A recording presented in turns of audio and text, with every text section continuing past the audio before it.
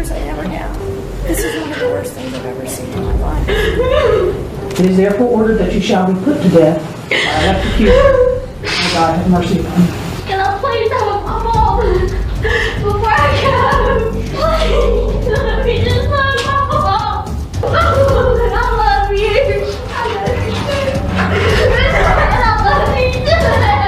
18-year-old Krista Pike, seen here in a Tennessee court. Pike is facing charges for murder. Suddenly, a series of violent choices made by young people ripped through families, communities, and courtrooms, each case a grim reminder that rage, jealousy, ideology, and impulse can, in a single moment, destroy lives. If you want first-hand updates on this story and others, hit the subscribe button now and turn on the bell so you don't miss new developments or deeper looks into these cases. Krista Pike and the killing of Colleen S. An autopsy confirmed she was slashed repeatedly with a meat cleaver and some other small cutting device, perhaps a razor blade or box opener. Authorities say she was then beaten over the head with a large chunk of asphalt from this pile. She had a massive circle with a star, upside down star called a pentagram. And if you don't know what a pentagram is, that's the upside down star in a circle, and it represents the goat head of Satan. Started as a campus confrontation and became one of the most horrific youth-on-youth murders to reach a courtroom in recent memory. Pike, 19 at the time, lured Colleen out of a dormitory into a wooded area under the guise of settling a personal dispute. What followed was a sustained assault in which a small group of teenagers, motivated by jealousy and a twisted sense of retribution, tortured and ultimately killed a classmate. The case drew national attention not only because Colleen was a fellow student, but because of the chilling sequence of actions that displayed cruelty beyond what many expected from people so young. The prosecution painted a picture of calculated cruelty. Witnesses and evidence showed that Pike, working with an accomplice and at least one lookout, deliberately isolated Colleen, assaulted her repeatedly, and inflicted injuries that would later be catalogued in grisly detail in court.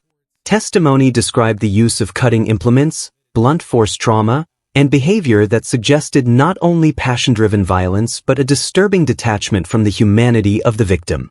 Defense attorneys attempted to contextualize Pike's actions by pointing to a troubled, abusive childhood and severe psychological strain, arguing that those factors affected her judgment and impulse control. Pike, however, made chillingly clear statements at trial admitting she knew what she was doing and had intended to harm Colleen. Beyond the immediate facts of the crime, the Pike case raised broader questions about how young people become capable of extreme violence, how peer dynamics and romantic jealousy can inflame situations, and how the criminal justice system responds to such acts. The jury convicted Pike on all counts and a Tennessee court ultimately imposed the death penalty. Her case prompted debates about whether capital punishment is appropriate for defendants so young, how trauma histories should be weighed against culpability, and how universities and communities can identify and intervene with students who show violent tendencies. For Colleen's family and friends, no legal outcome could restore what was lost. For the broader public, the case served as a cautionary tale about the combustible mix of jealousy, group dynamics, and an absence of early intervention. Pedro Espinosa's killing of James Shaw too highlighted a different but equally brutal facet of youthful violence, gang-related, execution-style killing. Espinosa, linked to the 18th Street Gang, shot Shaw in a violent incident that stunned the local community. The shooting was carried out in broad daylight and in public view. Shaw, who had been walking home, was fatally wounded after a confrontation in which gang affiliation was a central element. Prosecutors described the killing as cold and deliberate, carried out not in a spontaneous brawl but as a targeted act that displayed the influence of gang culture on decision-making. The legal proceedings in Espinosa's case underscored how gang ties complicate both motive and accountability. Witnesses testified about the tense atmosphere of the streets, the suspicion and posturing that can lead to lethal outcomes, and the difficulty of obtaining reliable testimony when fear and loyalty run deep. Espinosa's arrest and conviction followed painstaking investigative work and witness cooperation that was hard-won given the climate of intimidation. During sentencing, the victim's family delivered powerful statements about the life that was cut short and the senselessness of a crime motivated by turf, reputation, or misperception. Espinosa was sentenced to death, a punishment intended to reflect the gravity of the act and to serve as a deterrent. Though community reactions were mixed, some demanded the harshest penalty, while others questioned whether execution addresses the root causes of gang violence. The Espinoza case forces difficult questions: how to curb gang recruitment among young men, how policing and community programs can reduce the conditions that breed violent groups, and how the justice system should balance retribution with the need for prevention. It also shows how a single act of violence reverberates beyond the immediate victim to families and neighborhoods already strained by fear and loss. Marlon Joseph's murders of Kalata Crowell and her 11-year-old daughter Kyra revealed how domestic tensions and personal vendettas can escalate into catastrophic violence. What began as a confrontation stemming from an argument between children unexpectedly spiraled into a double homicide that shocked an entire community. Joseph arrived after a heated exchange, a confrontation quickly turning into the use of lethal force. When Kalata was shot, her daughter fled and was pursued and killed as well. The brutality of the act and the presence of a child among the victims magnified public outrage. The trial made clear that the underlying causes were not simple. The incident grew from family conflict, textual provocation, and a father's response that became fatally disproportionate. Witnesses described a sequence of escalating arguments and poor choices rather than any premeditated plot to end two lives. Still, the court had to confront the reality of the outcome: 2 people dead, 1 family destroyed. During sentencing, the victims' relatives testified about the nuances of their loss, how a moment of rage obliterated years of memory and intimacy, and how a community struggles to reconcile the ordinary with the extraordinary cruelty of the act. Joseph received a death sentence, a legal judgment intended to mark the severity of his crime and to create a measure of accountability. This case raises painful domestic questions: how parental anger and inability to manage conflict can cascade into violence, how the law should treat crimes committed in the heat of the moment versus premeditated killings, and how the criminal justice process must account for victims' families who need long-term support and restitution. For community leaders and policymakers, Joseph's case underscored the need for better crisis intervention, mental health outreach, and resources to defuse domestic disputes before they turn lethal. Michael Vargo's role in the beating, burning, and disposal of 15-year-old Seth Jackson's body revealed a ruthlessness that many found hard to comprehend. This case involved a group of teenagers who lured Seth to a house, subjected him to prolonged physical abuse, and then attempted to conceal the evidence in ways that showed both callousness and a desire to eliminate traces of the crime. The prosecution argued that the assault was sustained and deliberate. The defense raised arguments about peer pressure, substance use, and psychological issues, but the scale and brutality of the crime made an acquittal unlikely. Testimony at trial described the group dynamics that enabled such cruelty, how companions egged one another on, how a sense of anonymity within a group can erode individual responsibility, and how youthful bravado can turn lethal. Evidence showed that after Seth was shot, the perpetrators burned his body and disposed of the remains in a manner intended to make discovery difficult. The moral shock came not only from the killing but from the attempt to erase a human life like an inconvenient object. Sentencing reflected both the facts and the broader societal need to signal that extreme, planned violence will be met with severe consequences. Vargo was convicted and sentenced to death, while co-defendants received lengthy prison terms. The case prompted reflection about how social factors, abusive backgrounds, gang influence, substance misuse, interplayed with individual agency.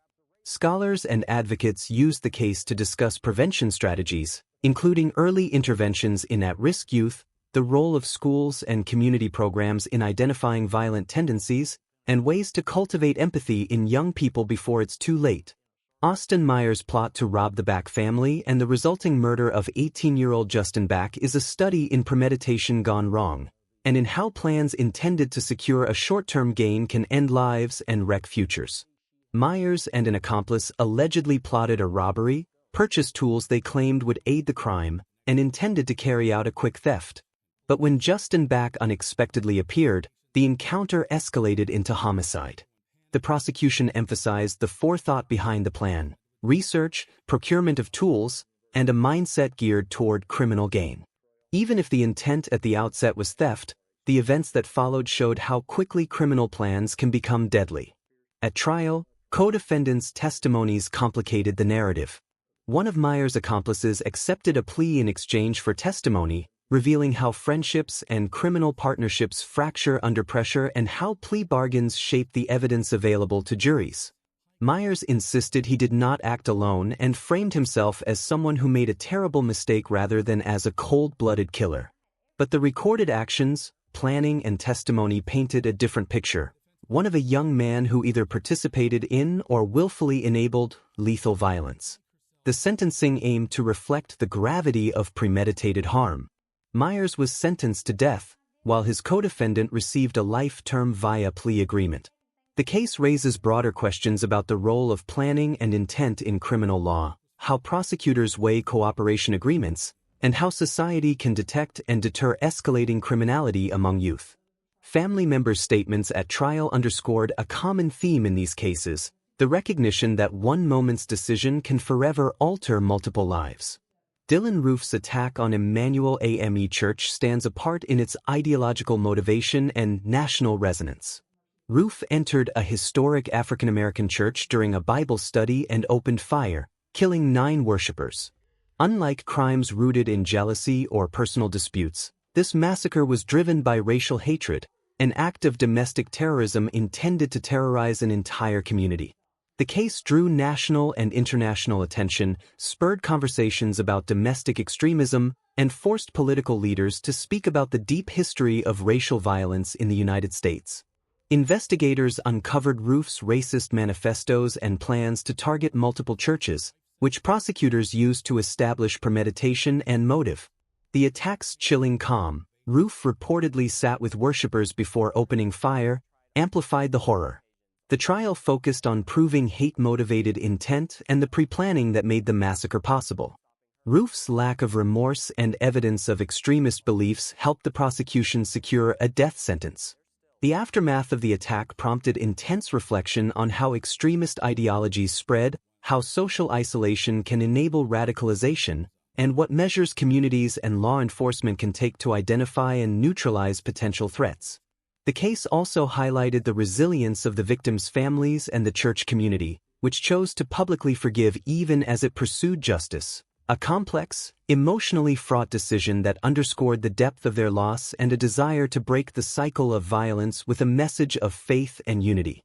Devin Erickson and Alec McKinney's school shooting in Douglas County offers another painful example of youth violence occurring in spaces meant for learning and growth.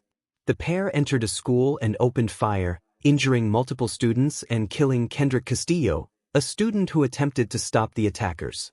The events were chaotic, students and teachers faced instantaneous danger, and first responders had to act quickly to prevent further loss of life. The bravery displayed by Kendrick and other students who intervened became central to the public narrative, even as families mourned. Prosecutors argued that the shooters had planned the incident and that their actions constituted deliberate attacks on innocents. The defense sought to explore the mental state and background of the defendants, asserting coercion or shared responsibility. Ultimately, the courts imposed severe penalties. Erickson received life without parole while McKinney, a minor at the time, received a lengthy sentence with the possibility of parole after a prescribed period. The case reopened debates about school safety, the availability of guns to teens, and how to identify warning signs early. Beyond legal outcomes, the shooting forced communities to reevaluate prevention measures, better threat assessment protocols, enhanced counseling and mental health services in schools, and programs that teach conflict resolution and de-escalation. It also led to recognition of the moral courage of students like Kendrick Castillo, whose actions cost him his life but saved others, becoming a central part of the story that followed.